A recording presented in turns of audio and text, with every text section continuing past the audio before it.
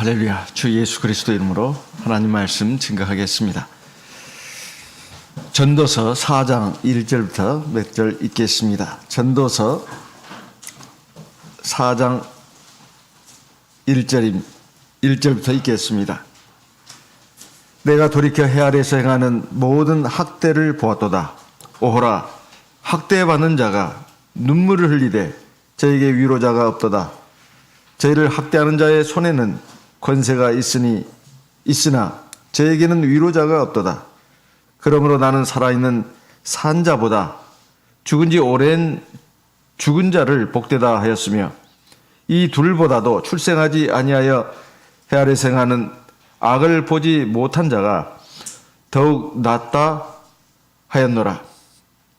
4절, 내가 또 본즉 사람이 모든 수고와 여러 가지 교묘한 일로 인하여 이웃에게 시기를 받으니 이것도 헛되어 바람을 잡으려는 것이로다.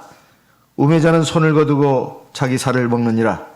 한 손에만 가득하고 평온함이 두 손에 가득하고 수고하여 바람을 잡으려는 것보다 나으니라. 우리 하나님 믿는 백성뿐만 아니라 세상 사람들 모두가 다 한 번밖에 없는 이 세상의 삶을 살면서 바라는 게 있습니다. 그건 바로 행복입니다.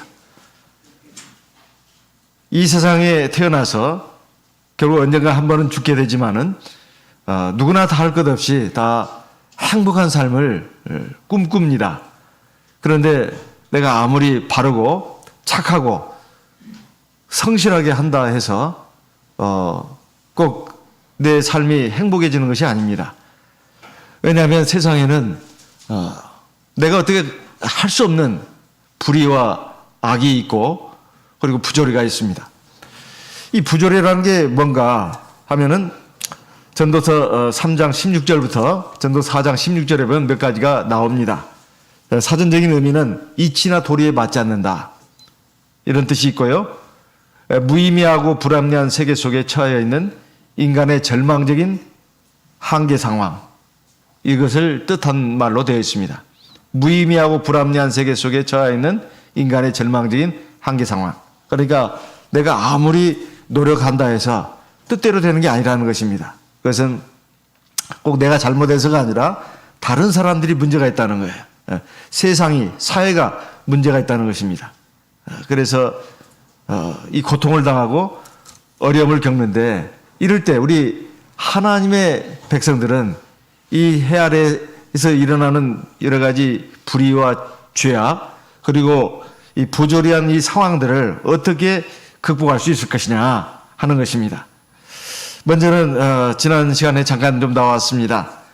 전도서 3장 16절 이하에 보게 되니까 이런 말씀이 있습니다. 전도서 3장 16절입니다.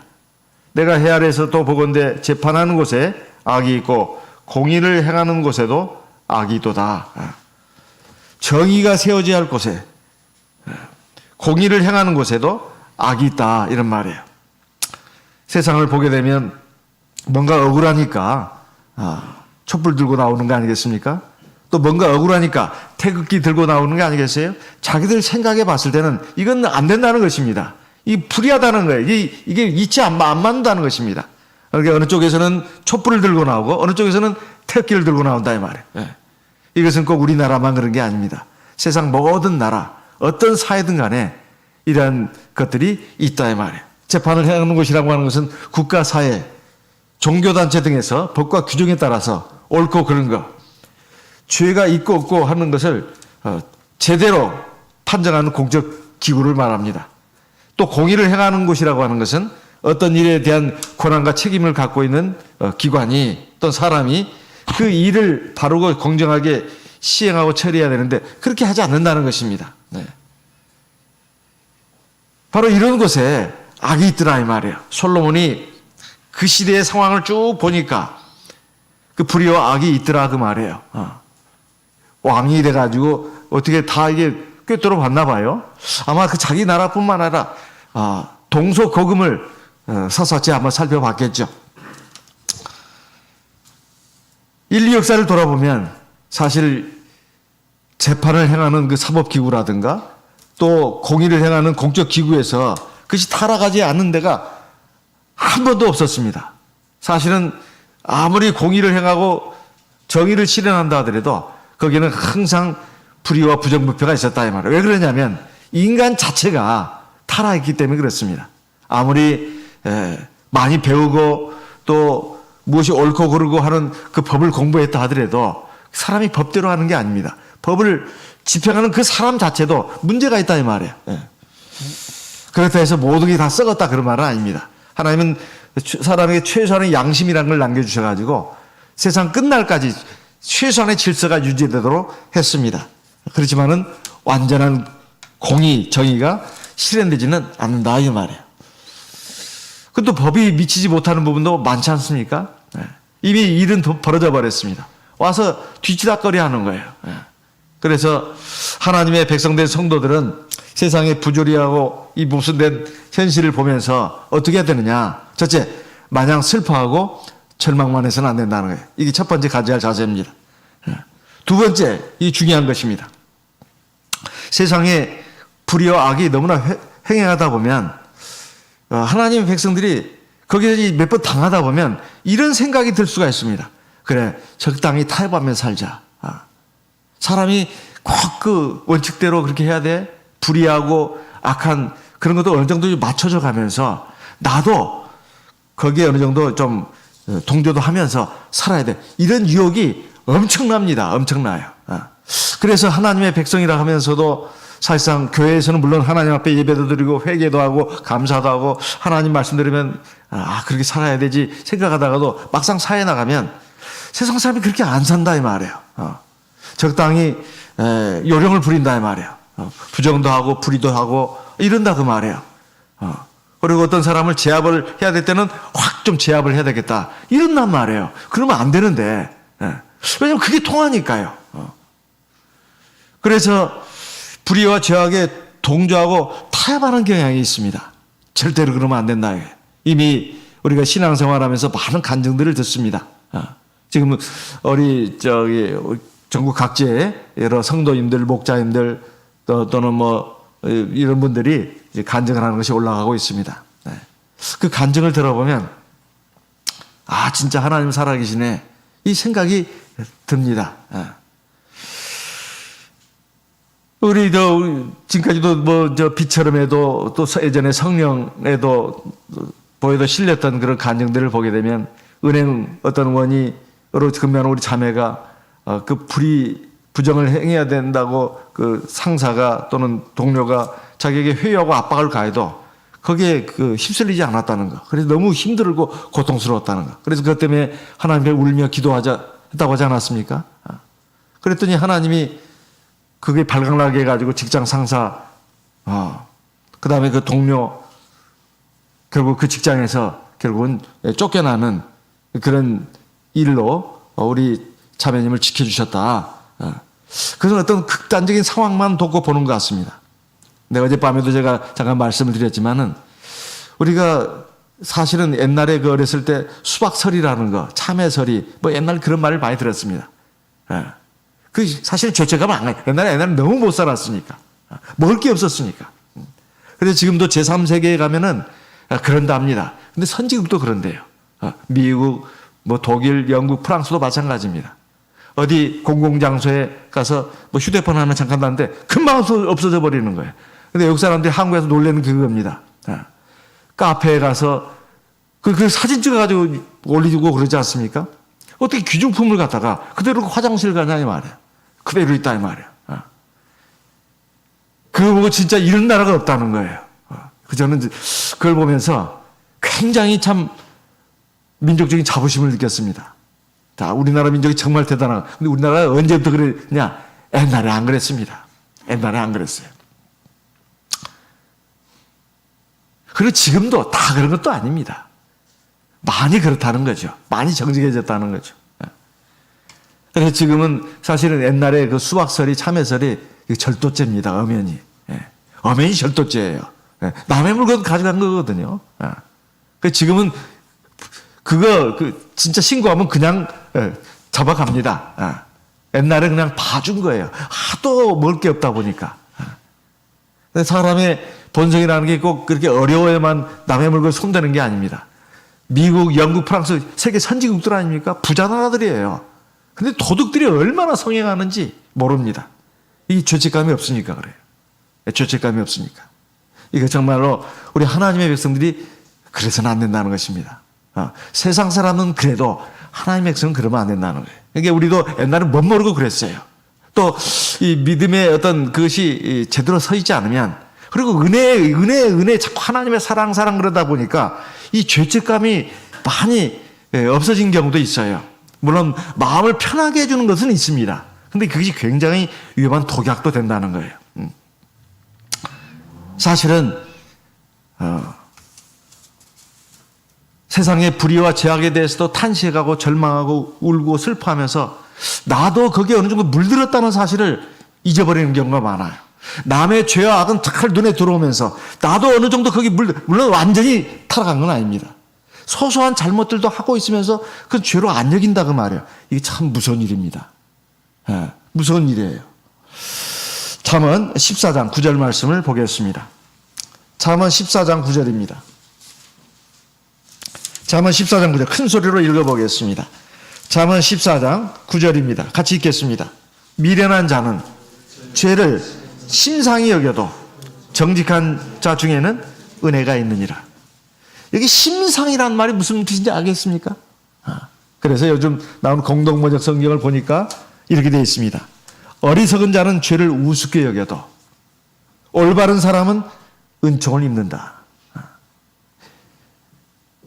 그러니까 미련한 사람은 그렇습니다. 하나님을 모르고 또 하나님 믿어도 어설프게 믿는 사람들은 내가 뭘 말 하나 남의 말차가지고 남의 상처 주고 또 내가 뭐 그 부정한 회사에서라든가 어떤 공공기관에서 또 내가 직장에서 또는 학교 다니면서 뭐 이렇게 남의 물건 손대고 이런 것들 이것을 갖다가 아주 가볍게 알고 생각한다 이 말이야.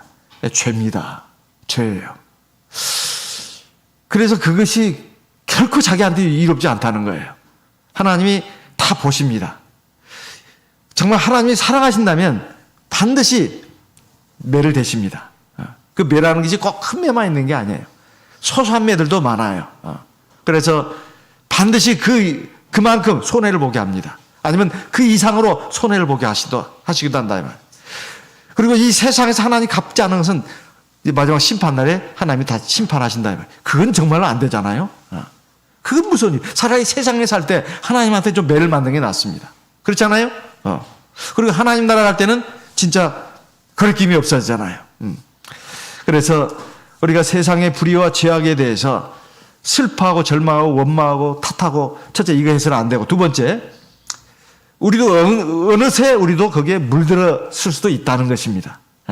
자기가 자기를 모르는 경우가 많아요. 거기에 절대 불의에 동조하거나 타협해서는 안 된다. 이게 두 번째입니다. 그러면 주변 사람들이 참 저 사람은 꼬장꼬장한 사람이야 너무 재미도 없어 그럴 것 같아요. 물론 그런 사람도 있습니다. 사람들에게 다 인정받고 칭찬받으려고 하지 마세요. 하지만 중요한 것은 그게 생명력이 길다는 거예요. 그리고 중요한 것은 하나님이 기뻐하신다는 것입니다. 못된 사람들은 정직한 사람을 욕합니다. 근데 정직한 사람이 못된 사람들에게 인정받으려고 생각하면 안 돼요. 그건 어리석은 일입니다. 사람의 인정, 평판, 칭찬, 명성 이거 헛된 거예요. 사실은. 그 사람도 죽고 나도 죽습니다. 결국 죽는 거예요. 다. 심판하시는 하나님밖에 없습니다. 그래서 사람들의 인정, 칭찬에 절대 목말라 해서는 안 됩니다. 근데 사람은 약하다 보니까 사람들이 다 나를 칭찬해주고 좋아해주고 인정해주는 걸 좋아해요. 이게 어리석은 일이에요. 그렇지만은 이것도 오해하면 안 됩니다. 내가 잘못해가지고 남들이 욕하고 손가락질하고 이것은 안 됩니다. 이것은 안 돼요. 하지만 내가 올바른 길을 가는데 남들이 인정 안 해주고 칭찬하지 않고 저 사람 너무 꼬장꼬장해. 그거 가지고 그 마음 상하고 실망하면 안 돼요. 이게 사실은 세상의 불의와 그 악과 부조리입니다. 이런데 너무 슬퍼해서는 안 된다는 거예요. 다 지나가는 것입니다. 정말로 인정받아야 할 분은 하나님이에요. 하나님이 나를 인정해야 합니다. 이것이 신앙입니다. 이건 신앙이에요. 세 번째, 적극적인 것입니다. 빛과 소금의 직분을 해. 오히려 반대로 우리는 더 정직하게 해야 된다, 이 말이에요. 그리고 올바르게 해야 합니다. 그리고 착하게 해야 돼요. 남들은 자기한테 이익이 될 만한 사람, 자기한테 잘해주는 사람, 그리고 내가 나중에 좀 덕볼 사람한테 막 잘해주는 경향이 있어요. 그래서 불의하고도 타협하고 잘못된 것하고도 타협을 합니다. 그러면 안 된다는 것입니다. 오히려 내가 올바른 삶을 보여줘야 돼요. 이게 빛과 소금의 직분을 다하는 것입니다. 마태복음 5장 13절 말씀. 너희는 세상의 소금이니 소금이 만일 그 맛을 잃으면 무엇으로 짜게 하리요. 후에는 아무 쓸데없어 다만 밖에 버려 사람에게 밟힐 뿐이니라. 14절입니다. 마태복음 5장 14절. 너희는 세상의 빛이라. 산 위에 있는 동네가 숨기지 못할 것이요. 사람이 등불을 켜서 말 아래에 두지 아니하고 등경 위에 두나니 이러므로 집안 모든 사람에게 비치느니라. 16절 같이 읽어보겠습니다. 이같이 너희 빛을 사람 앞에 비추게 하여 저희로 너희 착한 행실을 보고 하늘에 계신 너희 아버지께 영광을 돌리게 하라. 네. 그리고 에베소 5장 8절 9절 우리도 늘 많이 읽었습니다. 근데 보통 가볍게 그냥 우리가 지나가는 경향이 많아요. 에베소 5장 8절 9절 말씀도 읽어보겠습니다. 에베소서 5장 8절 9절입니다. 에베소 5장 8절 9절 같이 읽어보겠습니다. 너희가 전에는 어두움이더니 이제는 주 안에서 빛이라. 빛의 자녀들처럼 행하라. 9절 빛의 열매는 모든 착함과 의로움과 진실함에 있느니라. 여기 보면 하나님의 자녀는 빛의 자녀라 이 말이에요. 이 세 가지를 말하고 있습니다. 모든 착함과 착해야 돼요. 저 사람 참 착해. 그걸 누구 자꾸 칭찬만 할 것이 아니라 내가 그런 사람이 돼야 합니다. 내가. 남 자꾸 칭찬하려고 하지 마시고 칭찬해야 되죠. 착한 사람이 칭찬해 줘야 합니다. 그런데 내가 착한 사람이 돼. 내가. 두 번째, 모든 의로움과 이건 똑바로 다르게 하는 것입니다. 정직하게. 모든 의로움과. 그 다음에 세 번째, 진실함이에요. 이건 정직함, 참된 걸 말하죠. 착해도, 그 다음에 정직한 것 같아도 이게 진실함이 없으면 이건 음식 다 져놓고 그다 똥 떨어진 거와 똑같아요. 이거 정말로 아무것도 아닙니다. 진실해야 된다 이 말이에요. 근데 이거가 반대되는 것이 뭐나 하면은 그 위에 있는 것들입니다. 5절입니다.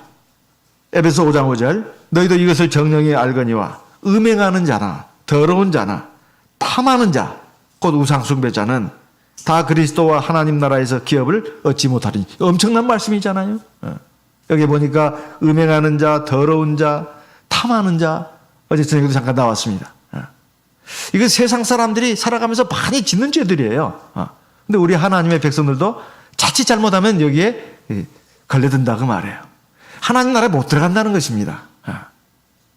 이게 얼마나 이건 정말로 엄청난 일입니까? 그래서 우리가 이 생각해야 되는 것은 내가 세상에서 이렇게 좀 잘못하고 부족한 거 누가 봐? 아무도 보는 사람 없어. 그리고 남이 또 좀 뒤에서 손가락질하면 좀 어때? 지는 안 그런가? 이거 정말로 어리석은 일입니다. 어리석은 일이에요. 아까도 말씀드렸다시피 세상에서 누가 나를 손가락질하고 칭찬하고 이건 사실은 그렇게 중요한 건 아닙니다. 정말 중요한 것은 하나님께서 심판하신다는 거예요. 마태복음 10장에 있는 말씀 읽어보겠습니다. 마태복음 10장 마태복음 10장 26절 같이 읽어보겠습니다. 마태복음 10장 26절 같이 읽겠습니다. 그런즉 저희를 두려워하지 말라. 감추인 것이 드러나지 않을 것이 없고 숨은 것이 알려지지 않을 것이 없느니라. 사실 우리가 살아가면서는 이게 별로 잘 의식을 못해요. 그냥 자기 하고 싶은 대로 하죠. 자기 양심에 따라서. 소위 말해서 양심이라는 거예요. 양심 기준이 다 제각각이잖아요. 신앙 수준도 제각각입니다. 그래가지고 그냥 자기 생각대로 하는 거예요. 이게 뭐, 꼭 사람들을 의식합니다.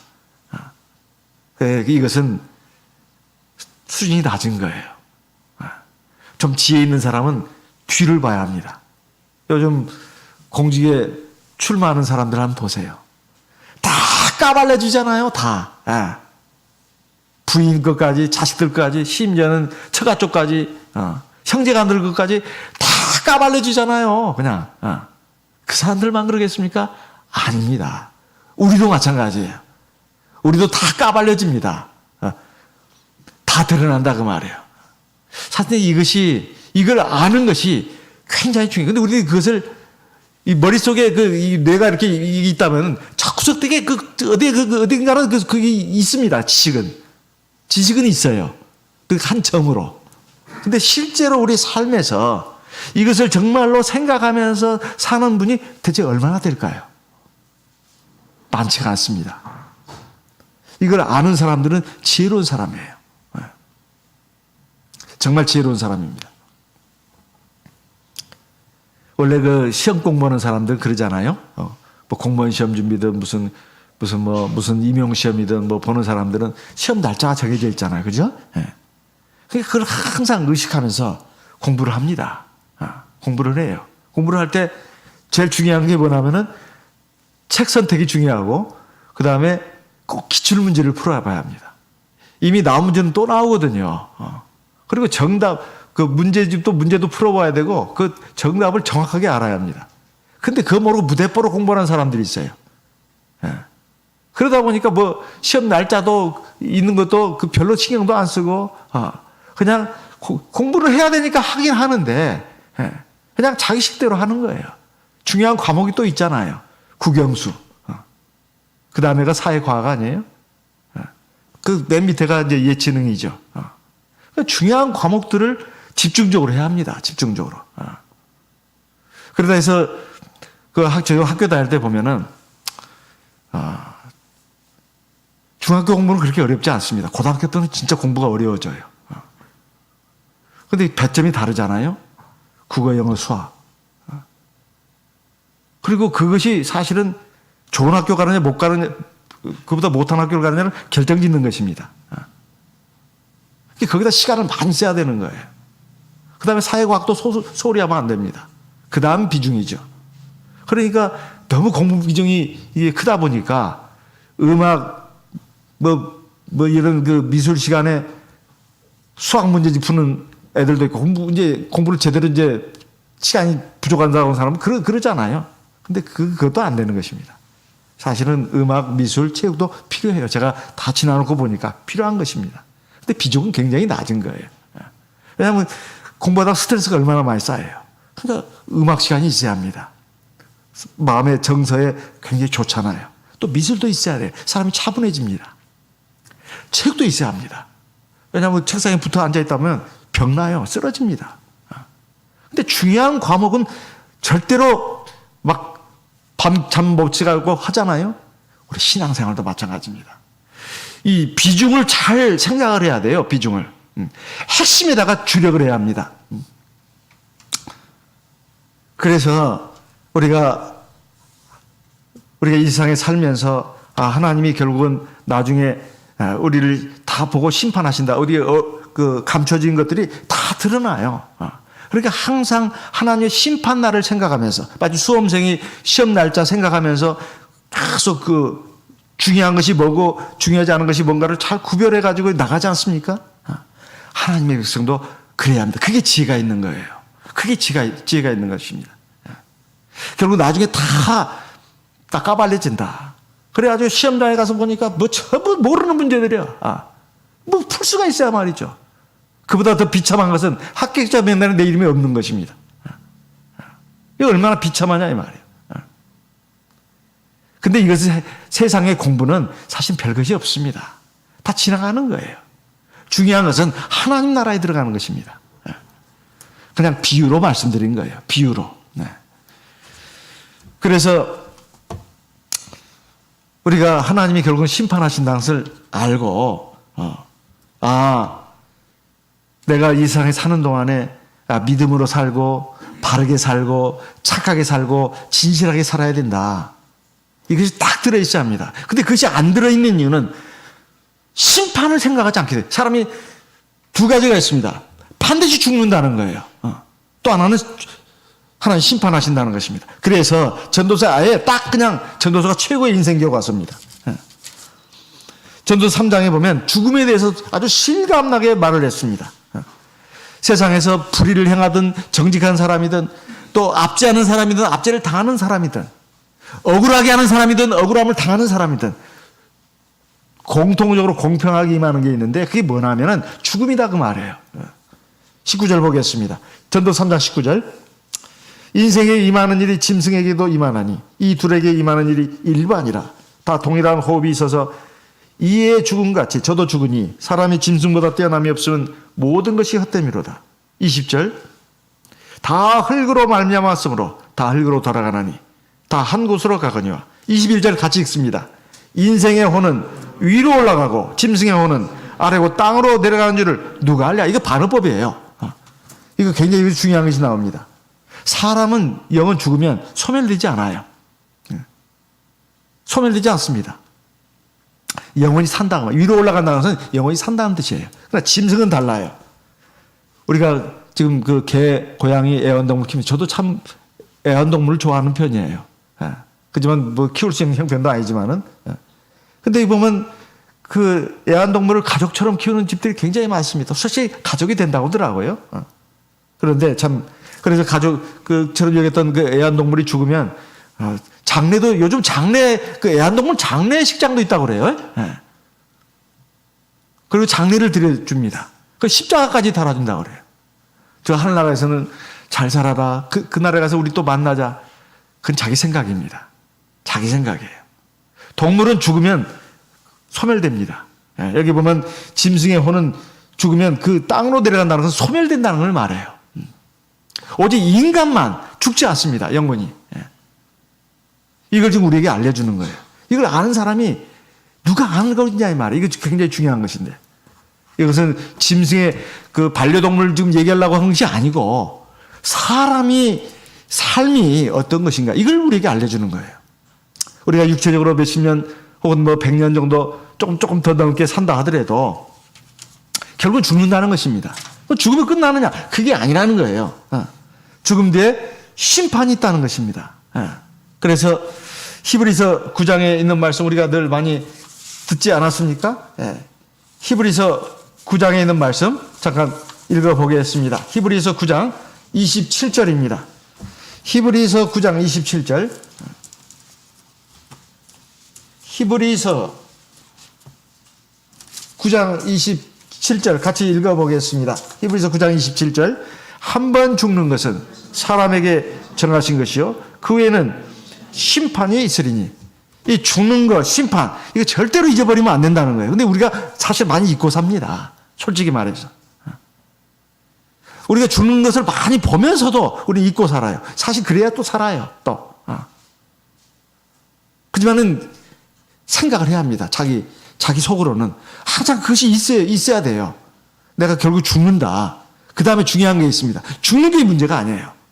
많은 사람이 죽는 것에 대해서 생각을 하는데 사실 그보다 더 어마무시한 게 있습니다. 심판입니다. 이걸 알아야 된다 이 말이에요. 심판. 하나님이 심판하신다는 거예요. 그 심판을 어떻게 하신다는 것입니까? 고린도후서 5장 10절 말씀 읽어보겠습니다. 고린도후서 5장 10절입니다. 고린도후서 5장 10절 같이 읽어보겠습니다. 고린도후서 5장 10절 같이 읽습니다. 이는 우리가 다 반드시 그리스도의 심판대 앞에 드러나 각각 선악간에 그 몸으로 행한 것을 따라 받으려 합니다. 이것은 이 말씀은 전반부 후반부 다 중요합니다. 첫째 전반부는 뭡니까? 우리가 다 반드시 이거예요. 우리가 다 반드시. 우리 중에 누구는 기고 누구는 아니고 그게 아닙니다. 우리 다예요. 다. 그 다음에 뭐예요? 그럴 수도 있고 안 그럴 수도 있고 그게 아니에요. 반드시입니다. 반드시. 심판을 받는다는 거예요. 우리 다 반드시 죽고 우리 다 반드시 하나님의 심판대 앞에 선다는 거예요. 이게 얼마나 엄중한 말씀입니까? 근데 어떻게 심판하신다는 것입니까? 그 몸으로 행한 것을 따라 받으려 함이로라. 우리 마음으로 뭘 생각하고 이걸 가지고 심판하신다는 게 아니에요. 우리 몸으로 어떻게 살았느냐, 그걸 가지고 하나님이 심판하신다는 거예요. 예. 우리가 하나님 말씀을 피상적으로 좀 알고는 있어도 우리가 아침밥도 먹고 점심밥도 먹고 저녁밥도 먹잖아요. 그처럼 먹어야 합니다. 아는 말씀이라도. 왜냐하면 이미 없어졌을 수도 있어요. 희미하게 남아있을 수도 있습니다.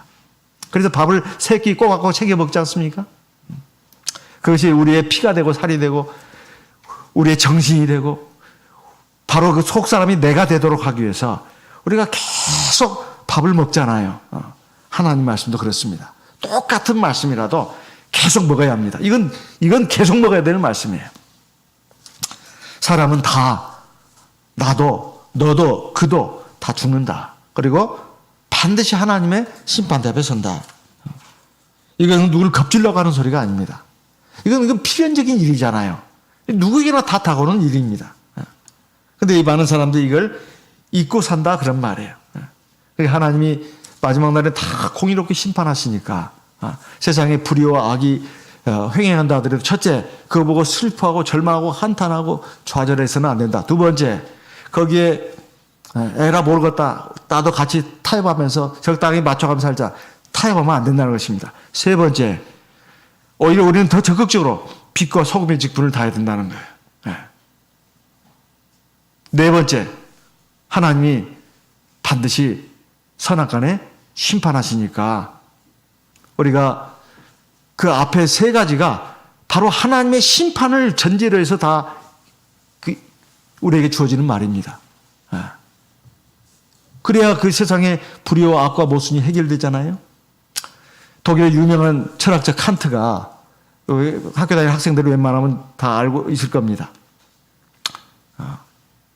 아주 유명한 철학자예요. 자기가 세상을 쭉 연구해 보니까, 삶을 연구해 보니까 불의와 악으로, 부조리로 가득 찼다, 세상의 삶이라는 것이. 그래서 자기는, 그 사람은 무신론자입니다. 자기가 아무리 생각해 봐도 자기는 무신론자인데 하나님이 계셔야 된다는 거예요. 그 다음에 심판이 있어야 된다는 것입니다. 그래야 그 세상의 불의와 부조리와 모순이 해결된다는 거예요. 정말 철학자다운, 천재 철학자다운 결론입니다. 그 사람은 철학으로 자기가 연구해 보니까 그렇더라고 말이에요. 근데 실제로 연구하거나 말거나 하나님 계십니다. 하나님 심판이 있다 이 말이에요. 그래야 이 세상의 모든 불의와 부조리와 모순이 해결되는 거 아니에요? 악한 일을 행한 사람은 벌을 받고 착한 일을 한 사람은 상을 받는, 이게 정의 아닙니까? 근데 세상에서는 그게 완전하게 이루어지기 어렵다는 거예요. 부분적으로만 이루어질 뿐이에요. 부분적으로만. 그래서 우리가 이것을 세상의 악과 부조리를 어떻게 극복할 것인가 말씀을 드렸습니다. 두 번째는 우리가 세상을 살아가면서 보면 역시 마찬가지입니다. 부당하게 학대를 받는데, 이건 4장 아까 읽었던 말씀이죠. 전도서 4장 1절부터 3절까지 읽었습니다. 많은 학대를 받아. 이것은 뭐냐면은 소위 요즘 말하는 갑질입니다. 갑질이라는 것이 꼭 직장에서만 일어난 일이 아니에요. 여러 군데서 일어날 수 있어요. 이 학대라는 것은 어떤 그런 학대할 수 있는 어떤 위치에 있는 사람이 있습니다. 그것은 가정이 될 수도 있고, 교회가 될 수가 있고, 또는 그 사회에서 직장이나 학교가 될 수 있고, 또는 나라가 될 수도 있습니다. 그것은 그 사람의 어떤 그 교만한 마음, 그리고 이기적인 어떤 욕심, 자기 그 이익만을 추구하겠다는 그 마음이죠. 자기의 어떤 권위의식, 그리고 자기의 어떤 어떤 이익, 자존심, 이런 걸 가지고 자기보다 조금 못하다고 좀 열등한 위치에 있는, 그것이 나이가 돼도 그렇고, 또는 직급도 그렇고, 또는 사회적인 위치도 그렇고, 어떤 사회적인 성공 정도도 그렇고, 재산도 그렇고, 여러 가지가 있습니다. 자기보다 조금 밑에라고 생각되는 사람은 막 깔아뭉개는 거예요. 그냥 말이 됐든 뭐가 됐든 간에. 그래서 그 사람의 어떤 그 마음의 평안, 기쁨, 즐거움을 산산조각 내버리는 것입니다. 그래서 굉장히 막 고통을 느끼게 만들어요. 의뢰 입장에 있는 사람에게. 이것이 학대입니다. 이게 학대예요. 옛날에는 그랬잖아요. 옛날에는 뭐 가정에서도 뭐 시어머니가 막 그 며느리를 구박한다 이런 얘기 우리 옛날에 많이 듣. 요즘은 이제 반대라고는 얘기도 많이 듣습니다. 이건 사람 나름이에요. 그런데 반대로 또 이제 부모가 나이가 이제 들면은 이제 자식들이 이제 부모를 막 욱박지르는 경우도 있잖아요. 그러니까 이것은 꼭 나이가 많고 적고 문제가 아니에요. 이제 그런 위치에 있는 사람이 그 밑에 사람을 은근히 막 괴롭히고 힘들게 하는 것을 말합니다.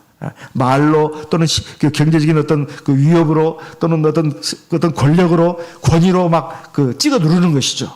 고통과 상처를 주는 거예요. 그러면 그 사람은 이제 막 돌아서 막 울어요. 눈물 흘립니다. 근데 그걸 위로해 줄 사람이 없어요.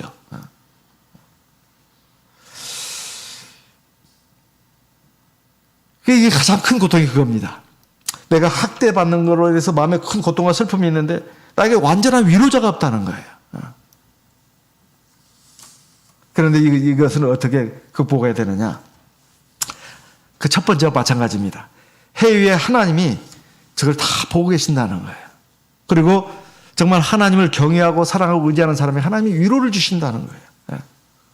이사야 25장 8절 말씀을 읽어보겠습니다. 이사야 25장입니다. 이사야 25장 8절.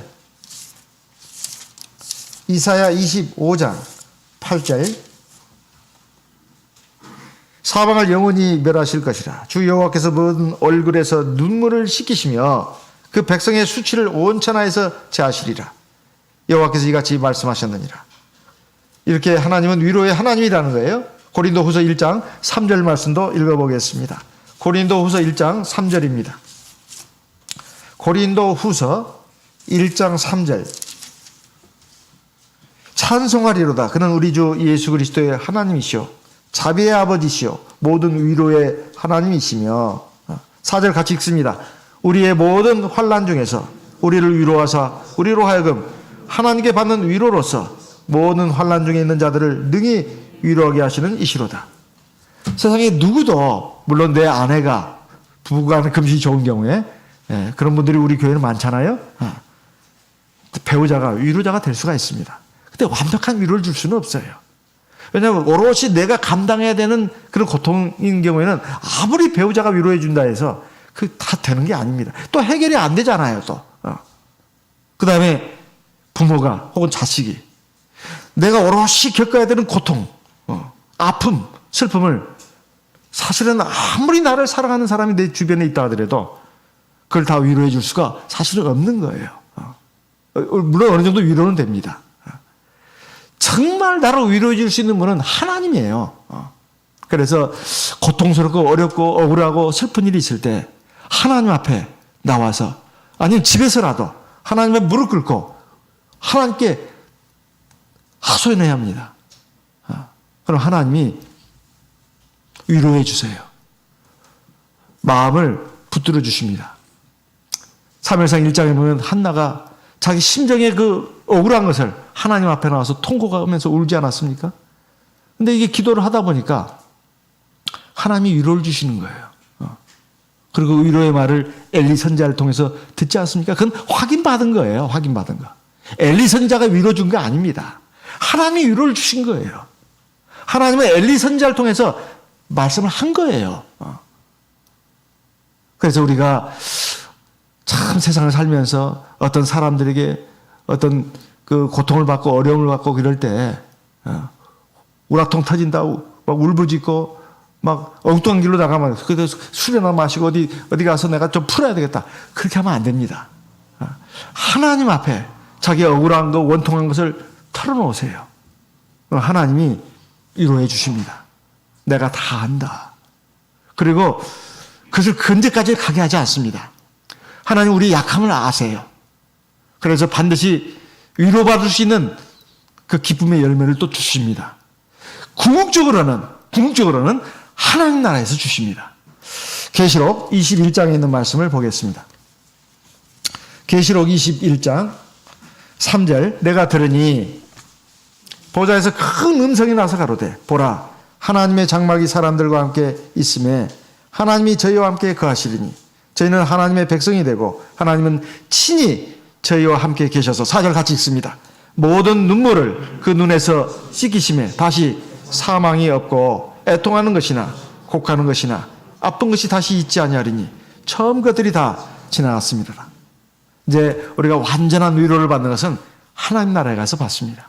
하나님이 내가 세상에서 내가 남편 때문에 또는 아내 때문에 자식들 때문에 부모 때문에 고통받고 상처받고 어려움 겪었던 것 또는 교회에서 누구 때문에 또는 직장에서 누구 때문에 학교에서 누구 때문에 세상의 어떤 단체에서 누구 때문에 정말 억울한 일 당하고 고통당한 거 그거 하나님이 다 풀어주신다 이 말이에요.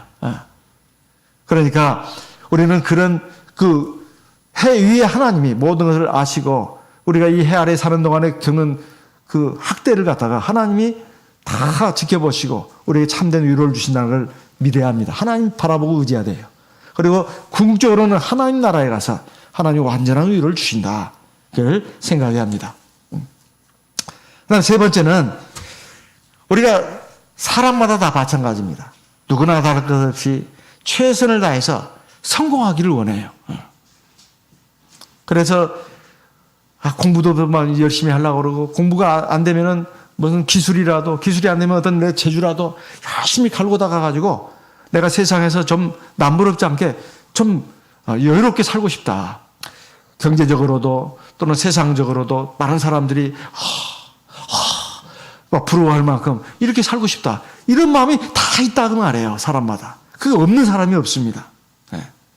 그런데 말입니다. 그렇게 해가지고 정말로 행복해질 거냐 이 말이에요.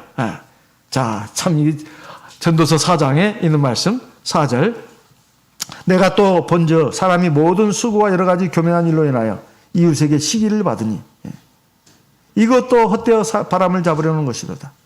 한 손에만 가득하고 평온함이 두 손에 가득하고 수고하며 바람을 잡으려는 것보다 아니라. 이게 무슨 말입니까? 내가 정말 낮 딴에는 밤잠 안 자고 공부했어요. 그리고 열심히 밖에 나가서 또 남들은 놀 때 열심히 손에 더러운 거 붙여가면서 일도 하고 해서 돈도 많이 벌었습니다. 공부를 해서 성공했던 뭐 일을 해가지고 자기 막 기술도 막 기름때 붙여가면서 해가지고 성공했던 뭘 했든 간에 그리고 남들에게 아쉬운 소리 해가면서 그 물건 하나 파는 것이 얼마나 또 아쉬운 소리 합니까? 그 장사를 해서 돈을 많이 벌었던 그렇게 해가지고 세상에서 내가 좀 성공을 했어요. 그러면은 사람들이 다 박수 쳐주느냐? 그게 아니다 그 말이에요. 그걸 안 읽고 하고 시기 질투하는 사람들이 참 많습니다.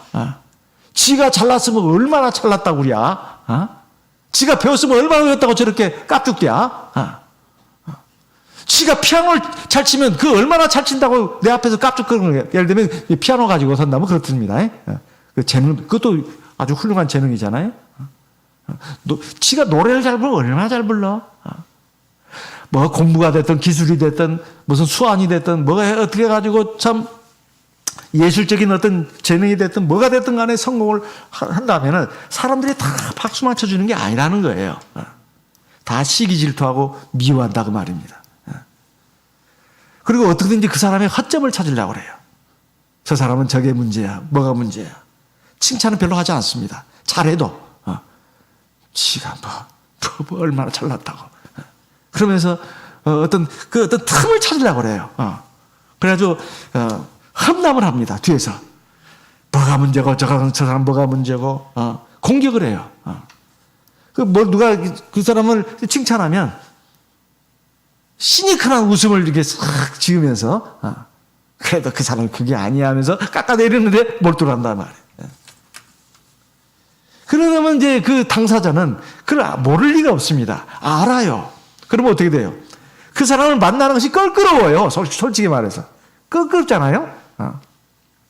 사이가 안 좋아집니다. 근데 인간관계가 이게 매끄럽지 않으면 참 고통스러워요, 그게.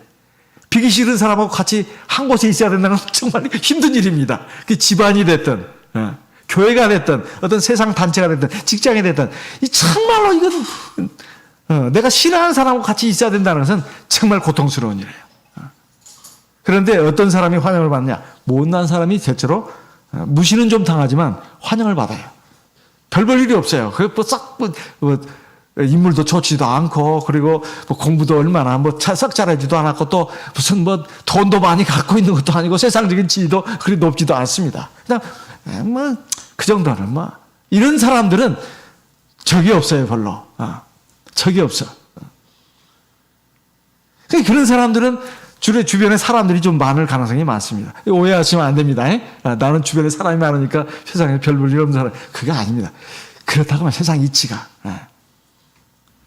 그런데 사실은 내가 그렇게 성공하려고 했던 이유가 내가 정말 기쁨과 즐거움, 보람, 그리고 정말 행복하게 살고 싶었는데 막상 그 자리에 올라가서 보니까 나를 흔드는 사람이 많아요. 나를 찝쩍거리는 사람도 많고, 나를 어떻게든 끌어내리는 사람도 많고, 참 이게 정말 고통스러운 일이에요.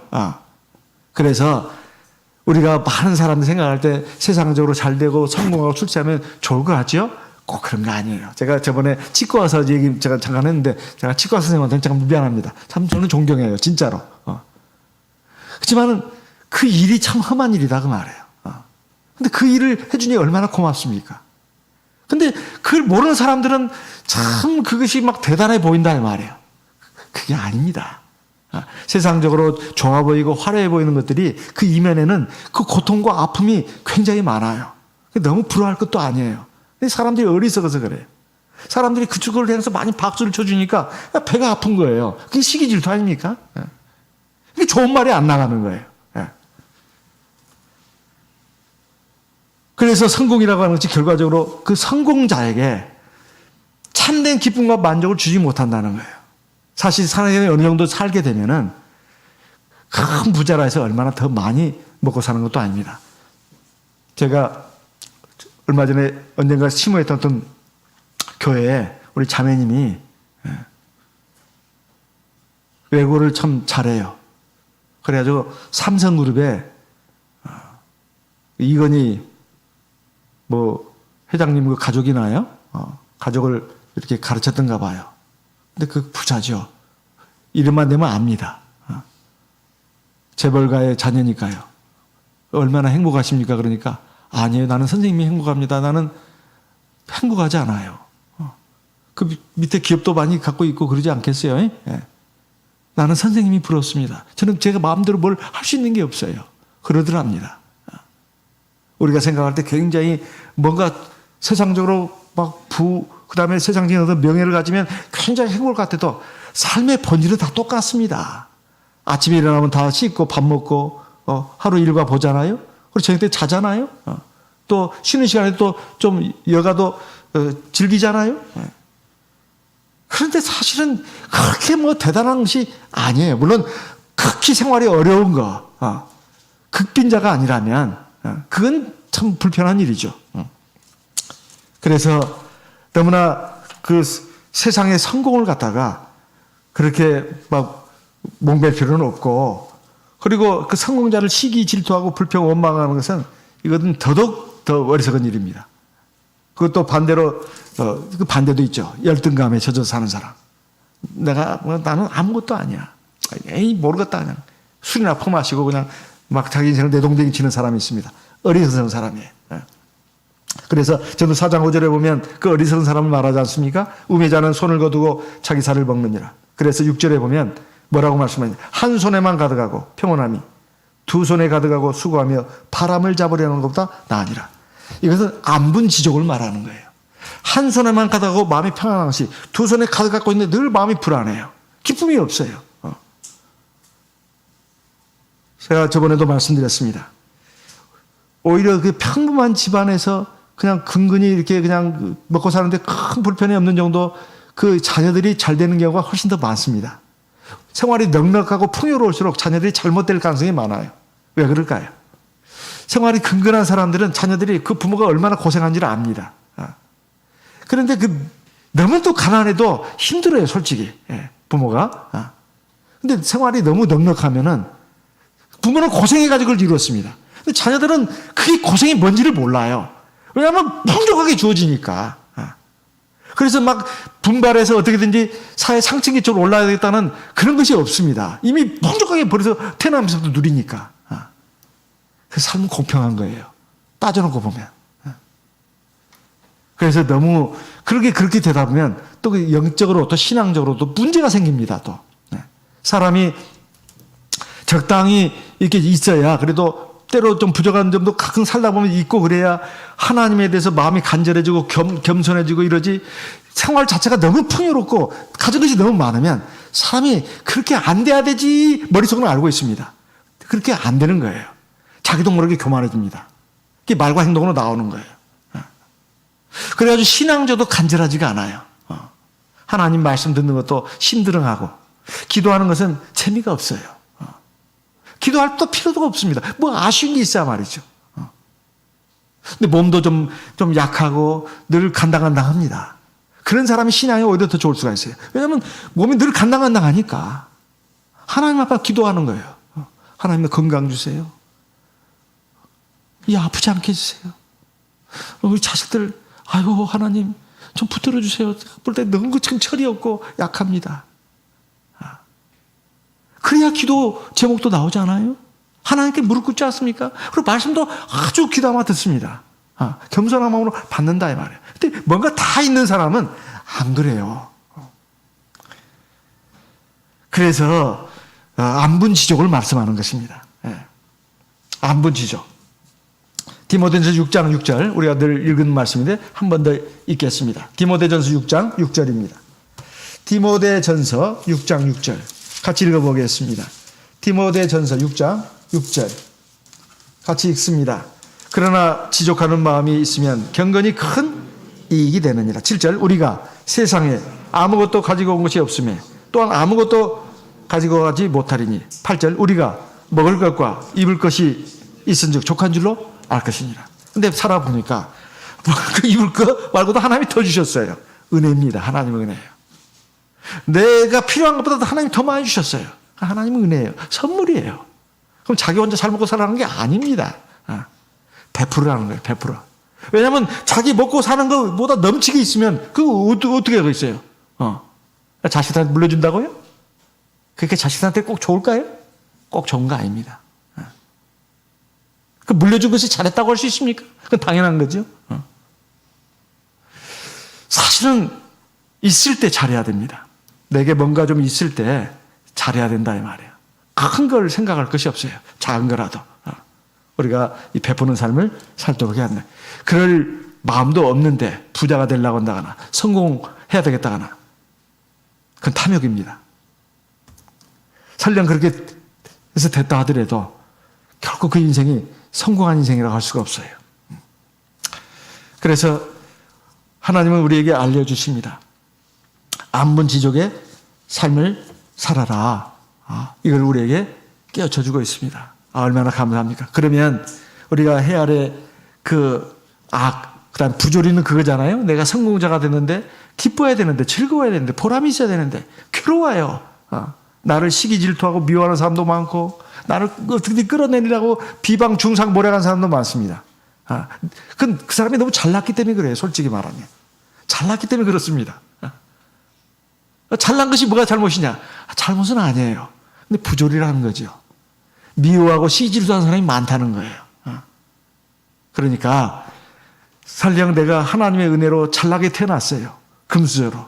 그래서 하나님이 나를 함께 하셔가지고 잘되게 했습니다. 감사할 일이에요. 그리고 나를 미워와 시기 질투하는 사람이 있으면 그런갑다 하세요 그냥. 할 수 없어요 그거. 어쩌겠습니까 그거.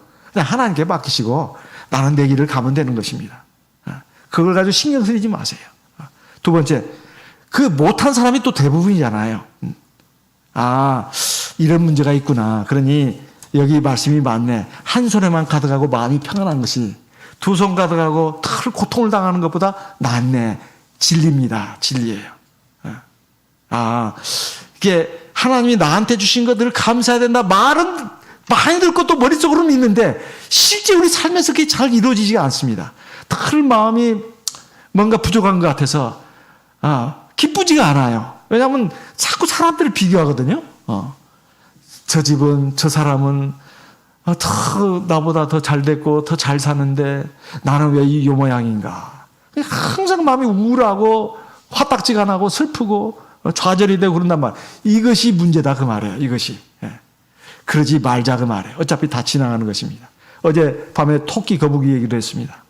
사실은 말도 안 되는 경주입니다. 거북이가 이겼습니다. 토끼가 졌어요. 이게 그렇게 될 수가 없는 거예요. 근데 토끼가 왜 졌느냐? 많은 사람들이 말합니다.